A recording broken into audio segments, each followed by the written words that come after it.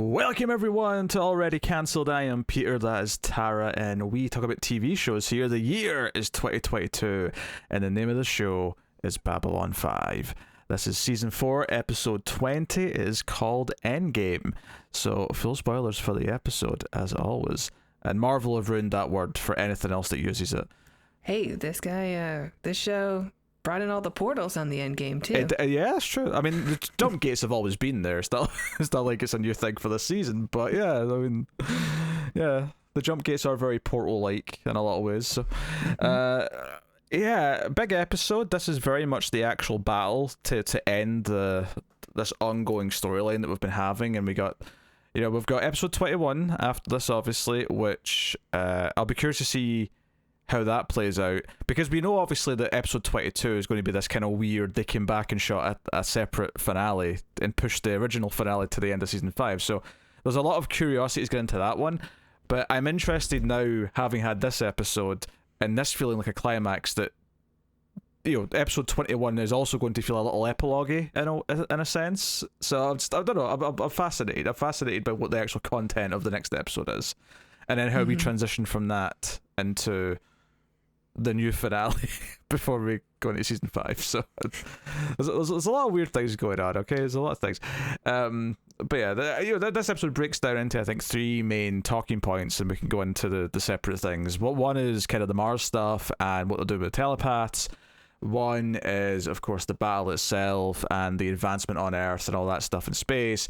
And then the other one is the Ivanova Cole sort of through line that has the dramatic ending, which I guess we'll start there because I know Tara's giddy to talk about it. I can't be giddy, it's so tragic. You say tragic, but your smile is telling me something else. This is a heartbreaking scene. I think it's kind of funny though, because you immediatly last episode said, "What about the life-saving device? What about that? They've got that back in the station." And you had a bit of a why are they not bringing this up attitude almost. I mean, not like a severe case, but like you had a little bit of a why aren't they talking about this? And I kind of like that. If immediately the next episode the show's like, "Hey, we've not forgotten about this," and it was there was a moment where Cole's moping around and he's being captain of his White Star, and eventually he's like Lanier's trying to talk to him about it, and when Cole's saying no, like there has to be a way, don't tell me, Sheridan basically came back from the dead, don't tell me there's not a way. Yeah. And Lanier says there's nothing on Babylon 5 that's usable, I think was the phrasing, and as soon as he said that, I was like, is he talking about the device? It sounds like he's, because it's like, it exists, it's there, it is, but he's saying it's not usable in the sense that we should not use it. And that obviously piques Cole's interest. Is this and he goes, thing where he can't like lie as a Minbari or something? I don't know if that's true. I don't Maybe he just has a really terrible poker face. Yeah, which is established. He was playing poker, remember? With Londo, way back in like season 1 or 2. I do not remember. Remember, Londo was cheating with the one of his penis. With his tentacles. Yes. I don't remember how Lanier acted in that. It's been a while, admittedly, but no, I think it's this sort of thing where he says that and then he sort of catches himself, and then Lanier's almost relieved that they get interrupted by like battle things because it's what they're getting into. But Cole, his interest is piqued. He goes and like, get me the medical logs for like near death experiences in Babylon 5 for the last few years, and we get these like logs that Franklin's made. And sure enough, we get to the one where he's wearing the older uniform and he's talking about this device and saving Garibaldi, and says, yeah, this thing worked, but like it's too dangerous, and it's and we get a couple of quick flashbacks later as well when they go into it a bit more. I assume that's more for the people who, catch the show on TV and maybe haven't seen all of it. Oh, sure, yeah, for sure. I think I appreciate as well the end of the log when you hear it again towards the end of the episode is him pointing out, because I'd forgotten this part actually, so I was glad they reminded me of this, is that the thing was designed for capital punishment. It was the original point of it was that someone who deserved to die would give their life force up to someone who needed to be saved. So it wasn't really made with the intention of being safe for the people who are giving up their life force. So I mean, like, okay, that's a really good thing to remind us of, I think.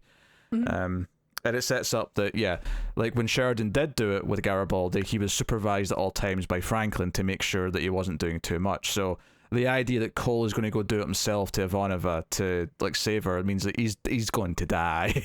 Mm-hmm. Well, he said if it's the injuries are fatal, then you can only give a life for a life. Yeah. Which kind of, because I don't know if maybe we just forgotten that detail, because we last episode when we were talking about it, like you asked why can't they just use this, and I don't think we said that. Well, because I think I remember them saying when they were using for Garibaldi that you can sort of use it like donating blood, or maybe we were just assuming that could be used that way, like just a little bit, it's just so you have something there for a last resort.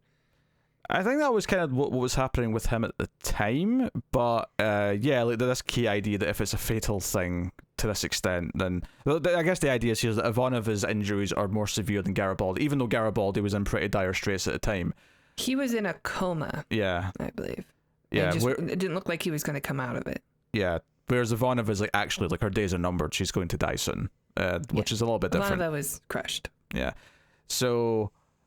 Yeah, I actually love the build up to this at the end, because Franklin, after the battle's over, Franklin's racing back to B5 and he's trying to call them, and we, the way the camera, I thought it was a lot of good direction this episode, and some of it's from a completely different part, but the way it sort of cut to this, and I like the music that was playing as the camera is sort of sweeping through the med bay, and we see like, all the guards that have been downed, because Cole's like, no, I'm not taking no for an answer, I'm going in and I'm saving her. And I mean, yeah, obviously, given how we feel about Cole and we feel about the romantic chemistry, him saying "I love you" is a little whatever. But I can't deny that they effectively built up this idea that Cole's doing something here, that he's going to give his life up to save her.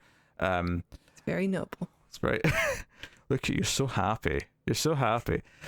In many ways, this is the perfect conclusion to this potential romance. Is that ultimately it never gets started, but he makes a sacrifice to save her. She said thank you for the compliment, and that was it. He's in love with her? I think he was already in love with her, Tara, if we're going to be pedantic. But they just had like zero chemistry, and he was the worst. And finally, Poochie's gone. The real Poochie is gone. Yeah. It was very tragic. He is in a lot of ways long-term Poochie. Mm-hmm. There's some truth to that, because he came into the show, because he came out at the start of season 3, right? It was right after the end of season 2, which is when original Poochie left us. So that's so Cole in many ways is 2-season Poochie. Yeah. Oh, it's funny. It's kind of funny to think about though, like, because obviously when they shot this they thought the show was ending. I do wonder if JMS would have killed him off like this had he known that we're going to get another. Probably. Yeah. Probably. You think probably? Well, I'm sure he liked the character, because unlike Poochie, who was written in by force, this one was I think his idea.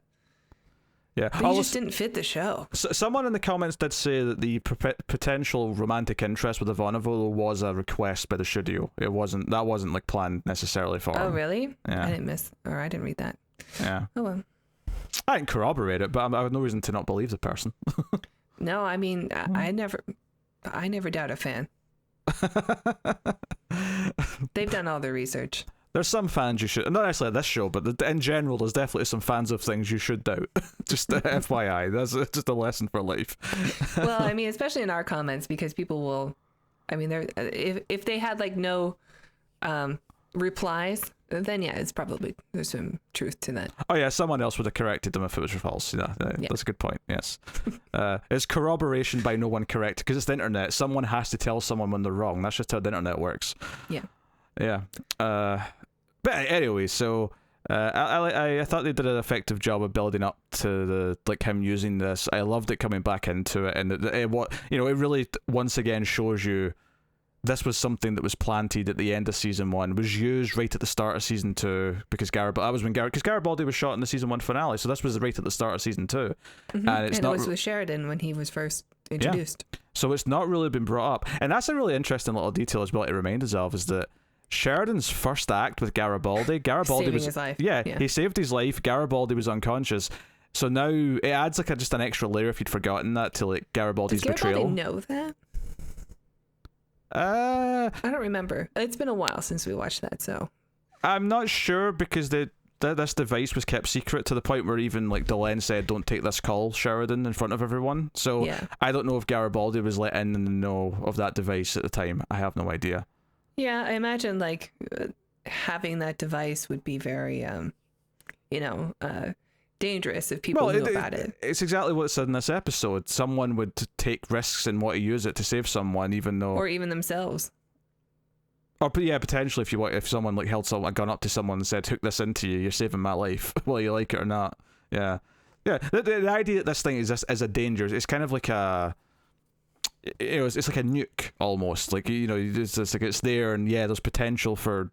Well, I mean, that's not a good comparison to a nuclear bomb, but like there's potential for it in some way, but it's also too tempting. It's it's kind of like I don't know, like not a monkey's paw, but it's something kind of like that.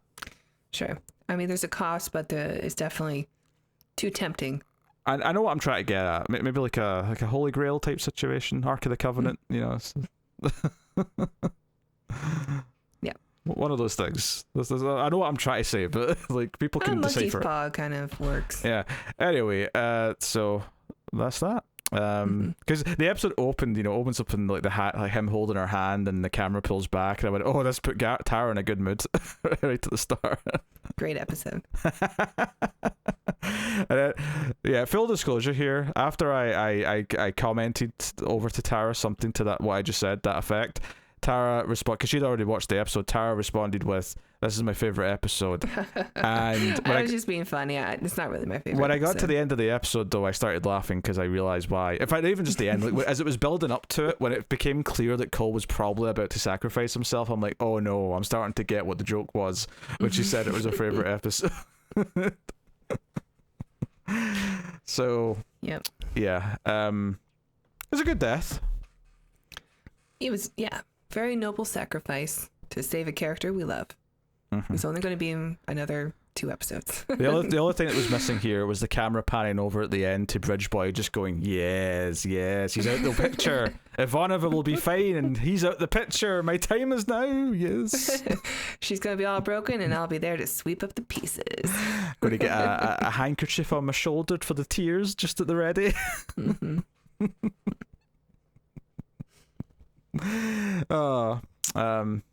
That's a joke from there's an episode of Frasier where he gets a butler, and there's a joke in it where he puts just without prompting, he just puts like a tissue on his shoulder because he's basically predicted that Daphne's about to cry on his shoulder. That's what I was kind of thinking about when I said that there. I see. Frasier's a good show. What can I say? Anyway, from what I've seen, it's good. So. Yeah, do you know what? They were being more bold with the visual effects, and it's not so much because the visual effects have definitely gotten better. Oh, the Mars stuff looked pretty good. It looked pretty good, with the one exception, although I appreciated the ballsiness of doing this, is that they do this thing where they say, "Oh, Garibaldi's like reconning like the base they're going to like take over," and you see like him on Mars, and he's got the gas mask on, and he's got the parka over his head, and I'm like, yeah, that makes sense. It would be cold, even though obviously we associate red and orange with warmth, but it's Mars, it's further from the sun. Obviously, it's going to be colder. It just makes sense. But when it transitions to a wide shot of them walking towards the base, like they're little CG people, and obviously you get away with it a bit more because they're in like parkas and stuff, so you don't have to see too much of their like physical appearance. But the walking animation is quite stiff, so you can tell really easily.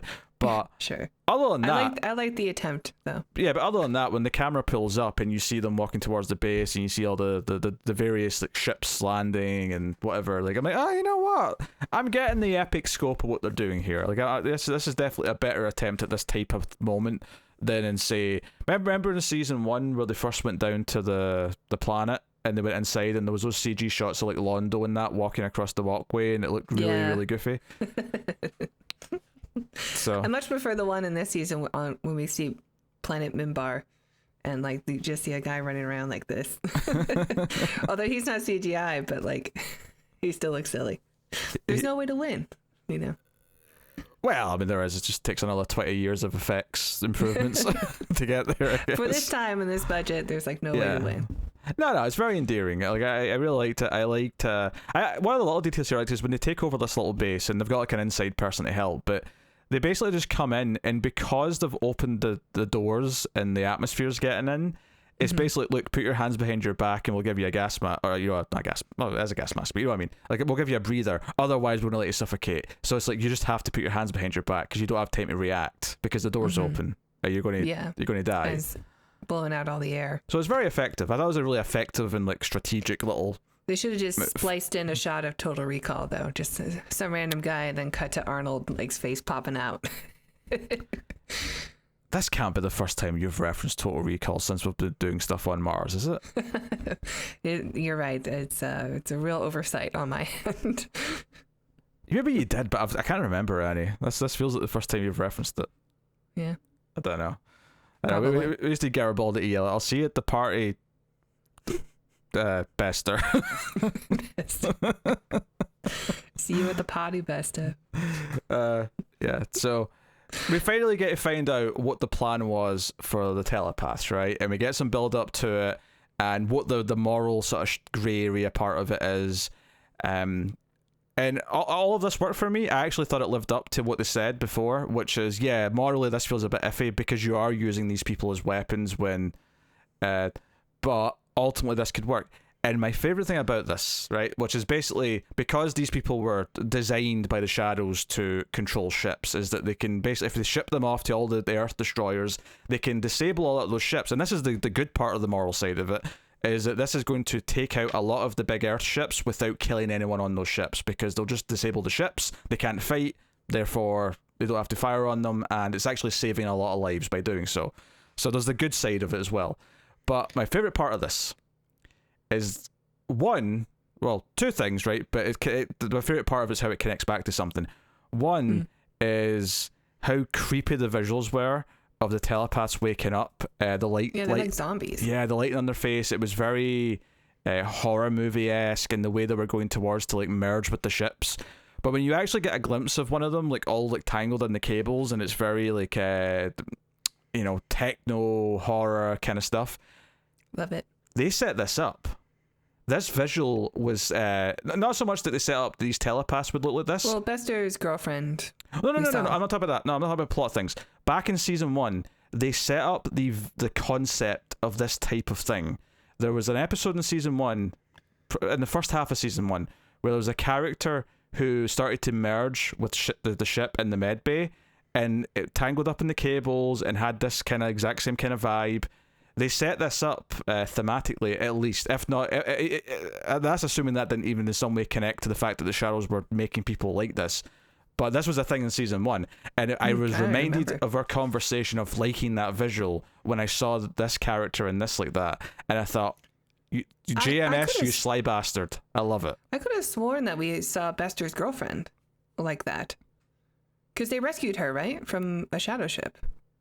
Yeah, but I don't think we ever saw her outside of our sleep pod. And she was all like tangled up. I could have sworn that we saw that. Oh, well. Maybe I am thinking of this first season episode then.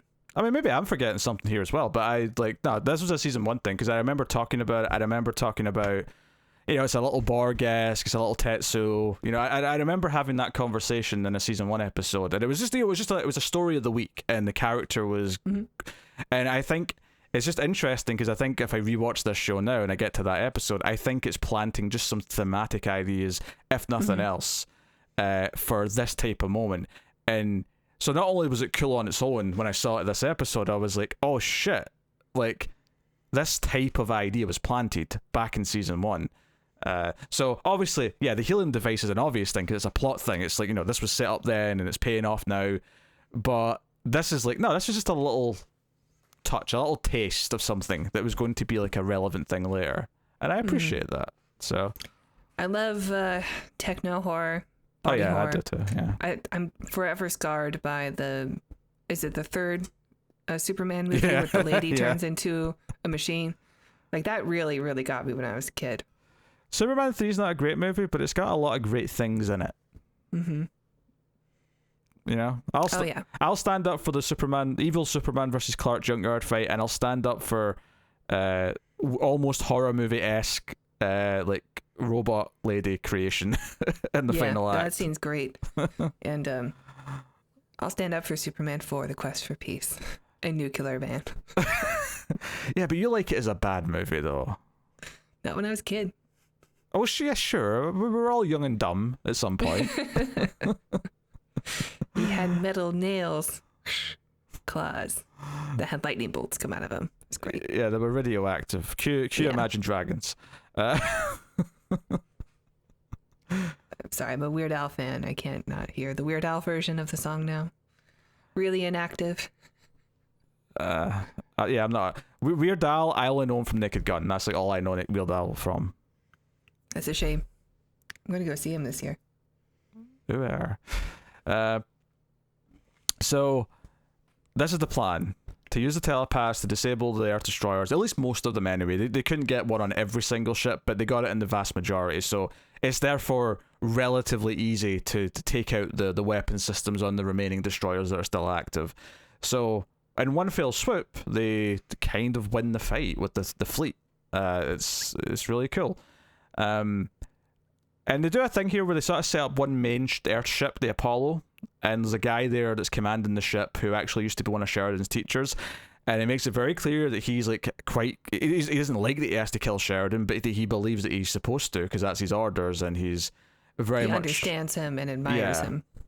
So, and obviously there's a payoff towards the end because ultimately this guy is going to come in and stop Sheridan from having to sacrifice himself, because that snake, that coward President Clark, not only does he kill himself so he doesn't have to face any consequences for everything he's done, but he decides to try and murder as much of the Earth as possible on his way out as a sort of FU. So he turns the big sort of planetary defense lasers onto Earth, so they start turning around.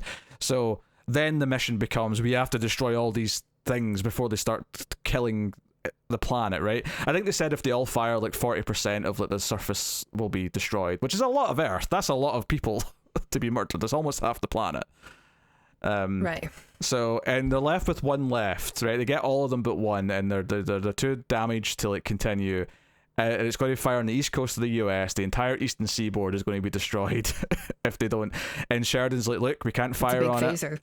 Yeah, if we can't fire on it, let's ram into it. So it's a suicide dive, basically, to stop this from killing a bunch of people. And the Apollo shows up just in time and destroys the thing first. And we get this glorious moment where Delenn thinks Sheridan's dead. Because we get another, John. Because because it does explode when the Apollo hits it, but they don't see that the Apollo destroyed it. So we get this reveal through the fireball that the ship's still okay and Sheridan's okay. It's a really epic moment. This is I would safely say this is the most epic episode of Babylon 5 thus far. Totally. Big epic war battles and in space.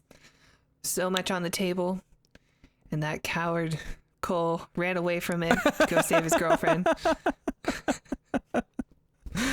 Yeah. I'm just kidding. He went AWOL. It wasn't even to save his girlfriend, it was to save that girl who smelled at him once that he's basically been stalking for 2 years. What a nerd. Oh dear. So if anyone's still upset that I say bad things about Mr. Cole, well, not anymore. Well, look at the bright side. Next season's there's not going to be any Cole bashing. Very well, maybe the odd reference here or there if it's relevant. Won't even have Ivanova to remember it. I know. It's going to be upsetting. Who knows? Maybe it's going to be an entire recast of all Coles, Cole adjacent people. Yes. Maybe there'll be a new Cole. Pucci the a new third. Ranger. So no, big epic moments. Loved all the action, and but I think my favorite part about it all though is that how strategic it was. It wasn't oh, we're not going to take them on in a big fight. We're going to disable their ships. So it created tension and something they had to solve and jeopardy through other means because of the planetary defenses and what Clark did and all that. But the actual fight itself, Sheridan and our characters were smart enough to a way around it, to not actually have to risk everyone's lives. And that was actually, I like that. I like when they get around it. It's a very Star Trek sort of kind of thing to do, actually. Yeah, and there were so many separate parties all working towards the same goal, because the stuff on Mars, like Garibaldi wasn't communicating with Sheridan about everything. There were, people who work in communication with them, but it still felt very like so many different people are all working towards the same thing throughout the galaxy, or however far Babylon 5 is. Just everybody on Earth, And it was a pretty quick turn. Like once Sheridan got on the megaphone and said, "Look, we're taking back our planet and taking back and stop, so we could stop killing each other." It's really surprising, like how many people were just suddenly on his side. Well, that's the thing. He says that, I know many of you probably have always agreed with this, but you've been threatened. You're scared to speak up.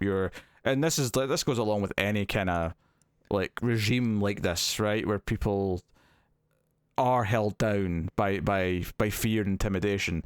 So you have, because I presume there's still lots of scumbags who are on Clark's side, but obviously the people we see marching towards Clark's office are the ones that are on Sheridan's side, and now I've seen an opportunity to actually do something about it. Maybe season 5 will kind of address that. Since we don't really have very much time left here, maybe season 5 will be a lot of like just trying to find the all the SS officers that ran to Peru or something, or Argentina. Yeah, maybe a little bit. We'll see what they do with that. I did love the ISN segment. So yeah, she was a good actress. She's very emotional. Yeah, I genuinely, it felt believable. I genuinely don't remember if this is like the same actress who was there before, because we remember that episode where they were raided by like Clark's forces and they were shut down, and then it turned into the propaganda channel that we saw afterwards. I don't remember if this was actually one of the actors who were presenting before then, or if it's just a new actress who we just assume is there. I suspect she is. But either way, the performance and like just this idea that she's tearing up on camera because she's finally able to just tell some proper news again, and like the truth. Yeah, she says, we were captured, we were tortured, and some of us were killed, and I mean, she really like put it all into the into the performance of like, yeah, I believed her. Like she was a really good actress. Well, I think what's so good about it mechanically is that they've used ISN as this storytelling tool to show us the status of Earth and show us like how corrupt it is. Like everything we've seen about how bad Clark's treating Earth has been seen through the lens of how bullshit ISN was and what happened to who was there before, what it became. So this is actually the perfect way to show us that things have fixed, because it's like, oh, ISN is back to normal and it's not this propaganda like churning we're thing on the anymore. Right track anyway. Yeah. So man, after what Sinclair has done for Sinclair. After what Sheridan has done and Sinclair for Earth and for the galaxy, I mean, they should just rename every school after him, every college, every university, every elementary school. Just name the planet Sheridan Planet. No, I think that goes back into that irony of like Sheridan was able to achieve what he did because Earth decided to make him a piece of propaganda, and it's almost like they created the thing that brought them down, because he believes in all the things that they talk about with Earth. He believes in Earth people being free, and he believes in the liberty and all that other stuff.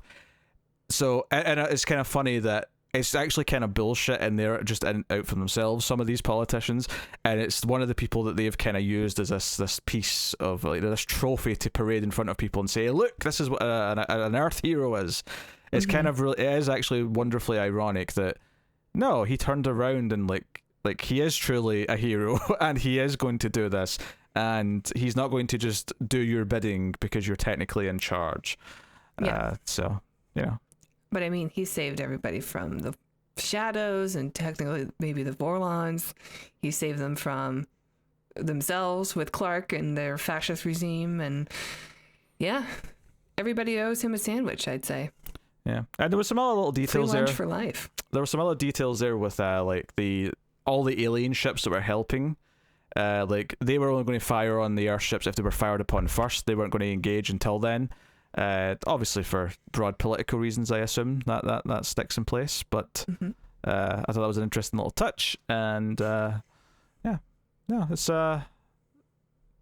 all good big epic stuff, and I like I say, I think using ISN as the way to like show us that change has been affected is really smart, because that's how we have seen Earth.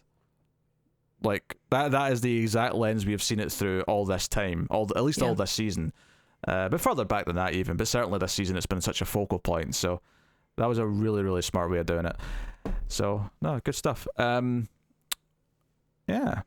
So I really was suspecting that something would happen with Sheridan because of his programming that was happening, but it never came into play here. So I guess you were right. I guess there's no consequences. actually, one of the parts of the plan that we did kind of gloss over that was a fun sequence is, I think it's Cole's White Star that jumps down to the planet's surface on Mars to take out like a lot of their defense towers, and so it's quite a big moment when because you're not really supposed to use a jump gate in an atmosphere, so it's kind of a risky thing to do, and there's a little bit of humor with Garibaldi that Garibaldi's not very good with like precise coordinates.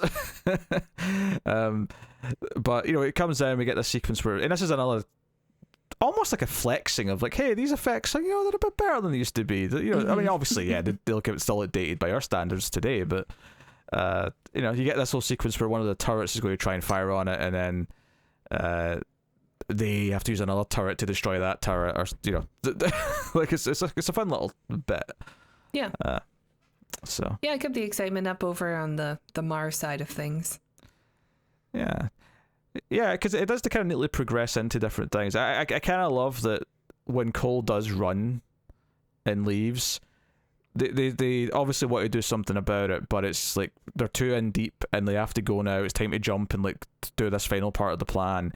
Yeah. And Sheridan just has to accept that there's nothing we can do. We have to just let him go, because this will ruin the entire thing if we do that. He drops off Lanier first.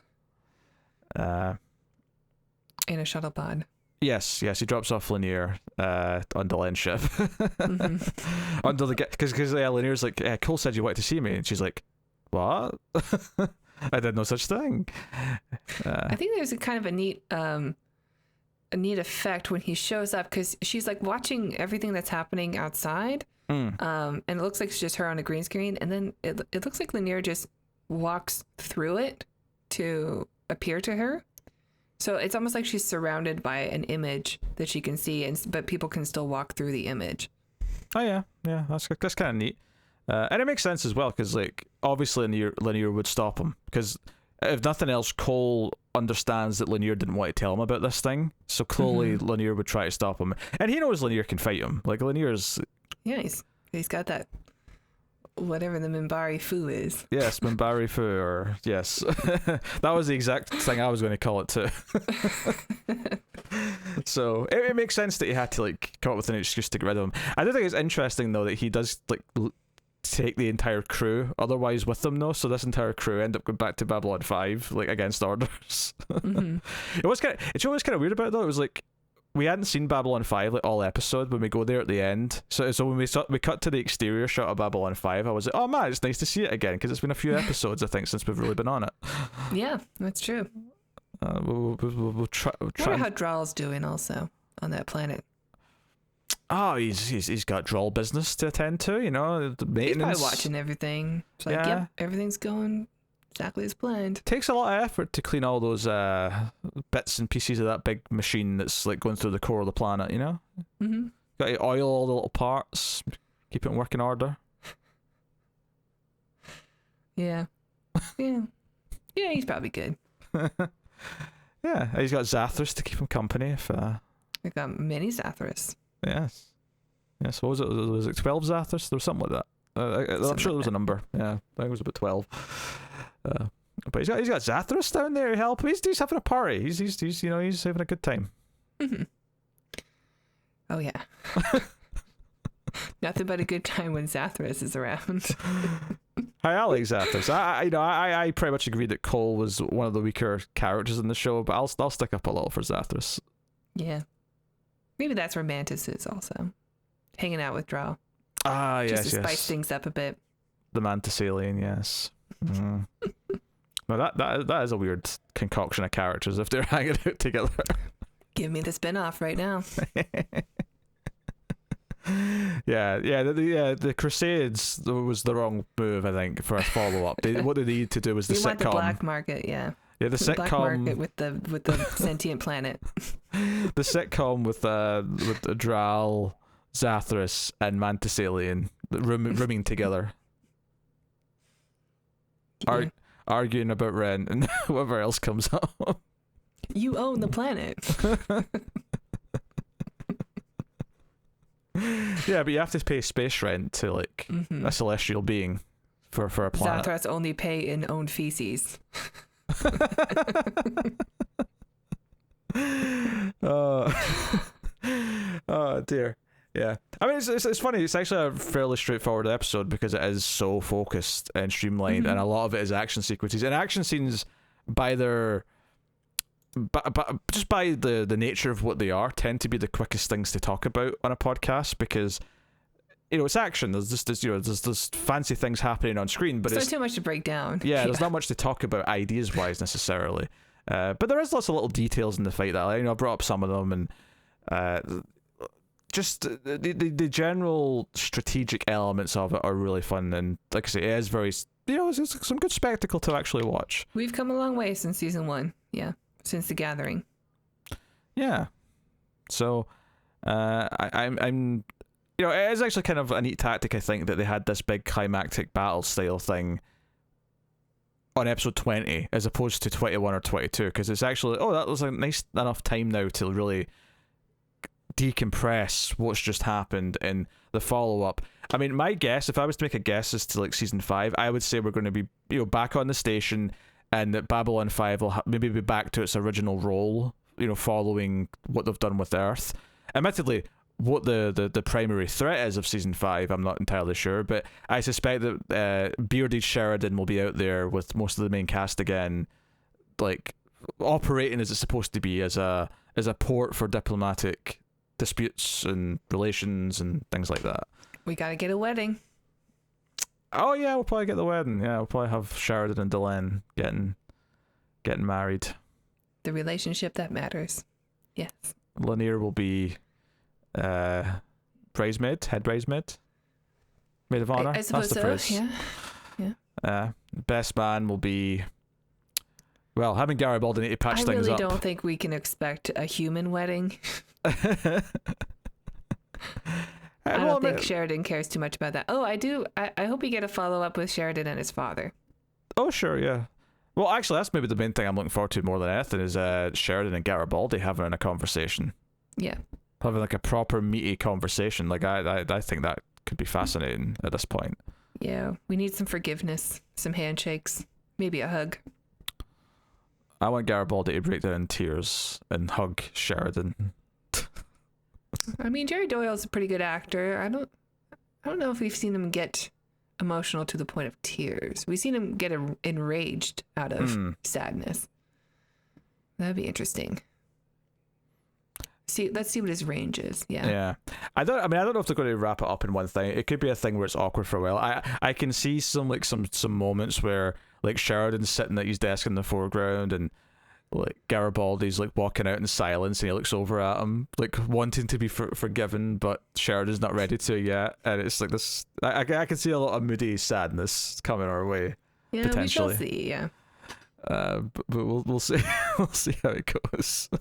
Yeah, but no, I love that. I think season 4 has been this very interesting beast because they clearly did speed up what was planned as 2 seasons to an extent and squished it into 1 season, which is what's going to make season 5 so interesting, because it's the opposite where we rushed to what was more or less the ending, so now we have to go back and like, I'm sure there's some stuff they skipped over when they condensed it that they can go back and use for some of season 5, but obviously they've wrapped up the main conflict, so yeah, be fascinating to see what they've got, and even if it's not as good, even if it is a bit more mild because of these like weird things they had to work around, I'm still kind of interested to see it as someone who appreciates the craft of having to like write TV, like just how they navigate it.